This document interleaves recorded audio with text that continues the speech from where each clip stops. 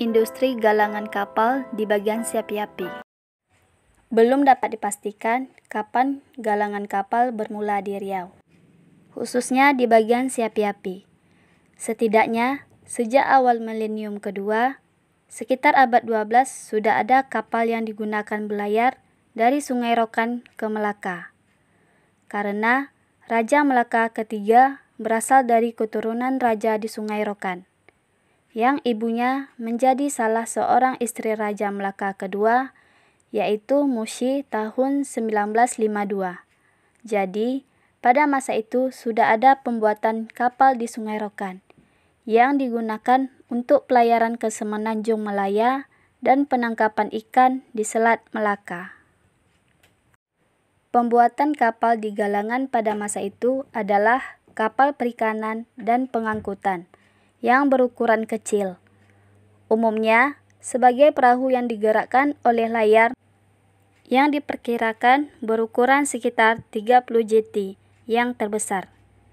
Demikian pula, setelah dikembangkannya mesin kapal, sejak ditemukannya mesin uap, diperkirakan pada abad 19 kapal atau tungkang bermotor digunakan, terutama kapal untuk pengangkutan terasi dan ikan asin dari bagian Siapi-Api dan membawa garam dan lain-lainnya yang berasal dari Madura sebaliknya.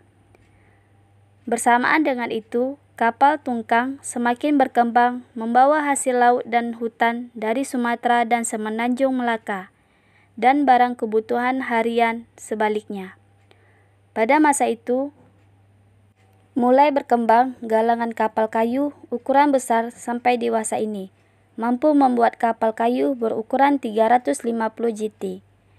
Agaknya pada masa itu, jauh mendahului galangan kapal kayu berukuran besar itu, telah ada industri galangan kapal tradisional yang tempatnya di kawasan pesisir bagian barat bertempat di sekitar rumah kediaman para tukang kapal.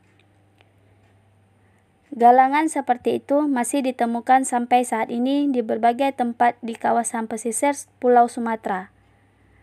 Pada saat itu, semua kapal dibuat dari bahan kayu, yang sampai memasuki pertengahan abad 20 masih banyak didapat dari hutan yang berada di kawasan pesisir atau pinggiran sungai.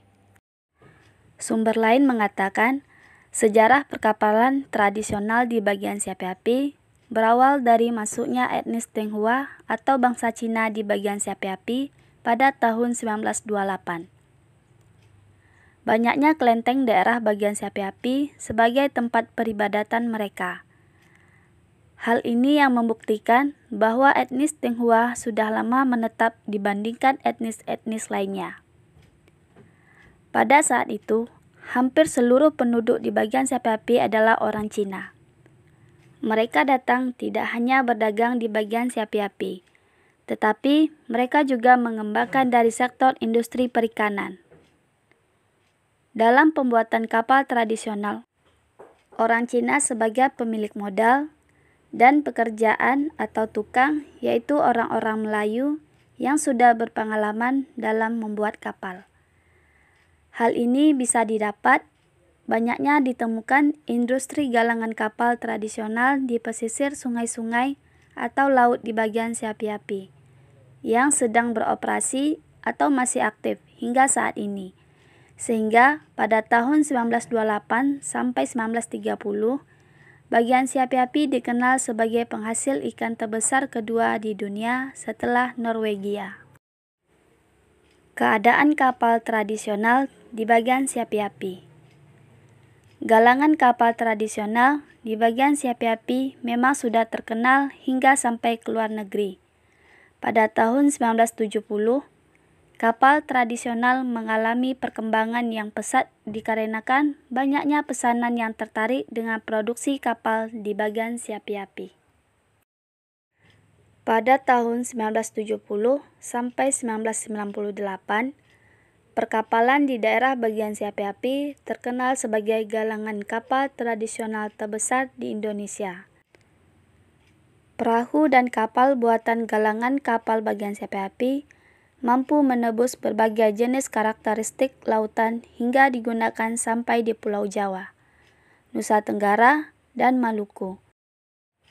Di luar negeri, produksi galangan kapal bagian api juga ternyata diminati nelayan-nelayan Sri Lanka, India, bahkan sampai Amerika. Pada tahun 2012, galangan kapal tradisional di bagian api menggunakan kayu sebagai bahan baku membuat kapal pengangkutan barang dan orang maupun kapal perikanan hanya berukuran 5 jeti. Dan banyak galangan kapal yang tutup dikarenakan susahnya bahan kayu untuk pembuatan kapal tradisional.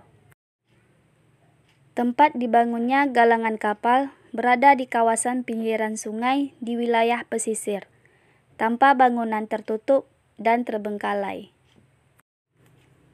Kendala utama dalam pengadaan bahan baku adalah sulitnya mendapatkan bahan itu di hutan Kabupaten Rokan Hilir. Hal itu terjadi akibat selain semakin langkanya jenis kayu tersebut di dalam hutan, juga semakin meningkatnya kebutuhan kayu itu oleh bertambahnya galangan kapal kayu sejak beberapa tahun silam.